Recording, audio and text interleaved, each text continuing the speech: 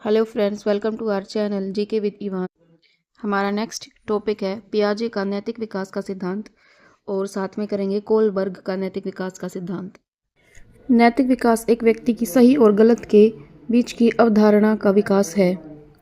पियाजे कहते हैं कि बच्चों में नैतिकता की समझ दो मुख्य चरणों विषम नैतिकता और स्वायत्त नैतिकता में विकसित होती है, जिसमें बच्चे पहले बाहरी नियमों और परिणामों पर आधारित नैतिकता से, फिर आपसी सहमति से और निष्पक्षता पर आधारित और अधिक लचीली समझ की ओर बढ़ते हैं। यह सिद्धांत कहता है कि नैतिक तर्क संज्ञानात्मक विकास के साथ साथ बदल जाता है और जहाँ छोटे बच्चे नियमों को अटल मानते हैं, बच्चे सोचते हैं कि नियम बदले नहीं जा सकते और बड़े बच्चे समझते हैं कि नियमों में बदलाव संभव है। पियाजे पहले व्यक्ति थे जिन्होंने नैतिक विकास के बारे में बात की थी। पियाजे ने 1932 में बच्चों के नैतिक विकास का अध्ययन करने के लिए साक्षात्कार विधि का उपयोग किया था। पियाजे ने नैतिक विकास के दो प्रकार बताए हैं, stage of heteronomous and stage of autonomous morality.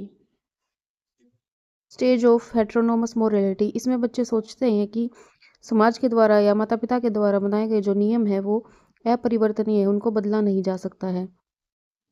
इसमें बच्चे की खुद की समझ नहीं होती, वह परिणामों पर जोर देते हैं, उनकी नैतिकता का मूल्यांकन नहीं कर पाते। बच्चे सोचते हैं कि उनको नियम तोड़ने पर सजा मिलेगी, सजा भी वैसी ही होनी चाहिए जैसी नियम कहता है, भले ही नियत कुछ भी हो। स्टेज ऑफ ऑटोनोमस मोरालिटी, ये 8 से 12 वर्ष की उम्र में होती है। नियमों में लचीलापन होता है, बच्चे समझते हैं कि नियम बदले जा सकते हैं आपसी सहमति से। इसे पारस्परिकता व सहयोग की नैतिकता का काल भी कहते हैं। इसमें नैतिकता आंतरिक होती है, बच्चे जैसा व्यवहार दूसरों से चाहते हैं वैसा ही उनमें करने की समझ विकसित होती है। पियाजे के अनुसार नैतिकता के 3 स्तर हैं। मोरल रियलिज्म, बच्चे मानते हैं कि नियम निरपेक्ष हैं, इन्हें बदला नहीं जा सकता। मोरल इक्वालिटी, इसमें बच्चे आपसी सहमति के आधार पर नियम बनाते हैं। व मोरल रिलेटिविज्म, नैतिक सापेक्षवाद, बच्चे अपने नियम बनाना शुरू कर देते हैं और उनमें बदलाव करना शुरू कर देते हैं। नेक्स्ट है कोलबर्ग का नैतिक विकास का सिद्धांत।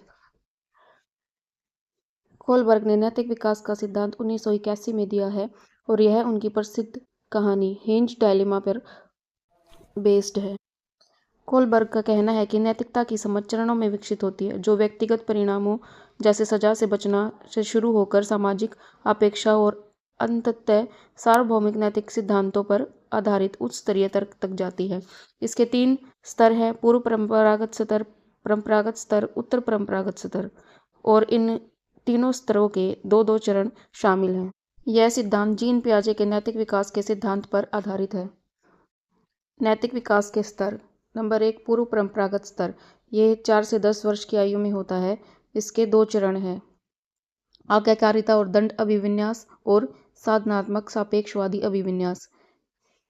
पहला है आज्ञाकारिता एवं दंड, नियमों का पालन सजा से बचने के लिए किया जाता है। इसमें अगर मैं नहीं मानूंगा तो डांट पड़ेगी।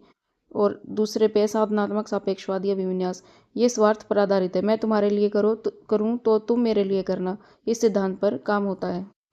नेक्स्ट है परंपरागत स्तर, ये 10 से 13 वर्ष की उम्र में होता है।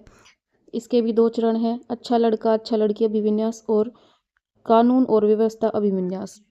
अच्छा लड़का अच्छी लड़की में है, दूसरों को खुश करने के लिए अच्छा बच्चा बनने की कोशिश करती है, और कानून और व्यवस्था अभिविन्यास में समाज के नियमों और व्यवस्था को बनाए रखने के लिए कानून की पालना करते हैं।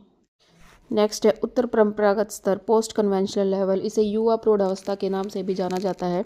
इसके 2 चरण हैं, सामाजिक अनुबंध अभिविन्यास, नियमों को लचीला मानना और बहुमत के हित और व्यक्तिगत अधिकारों के लिए नियमों को बदला जा सकता है इसके अंदर।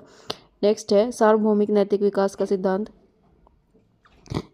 इसमें व्यक्ति अपने चुने हुए सार्वभौमिक सिद्धांतों जैसे कि न्याय और समानता के आधार पर निर्णय लेता है। यह उच्चतम स्तर है जिसे हर कोई हासिल नहीं कर पाता।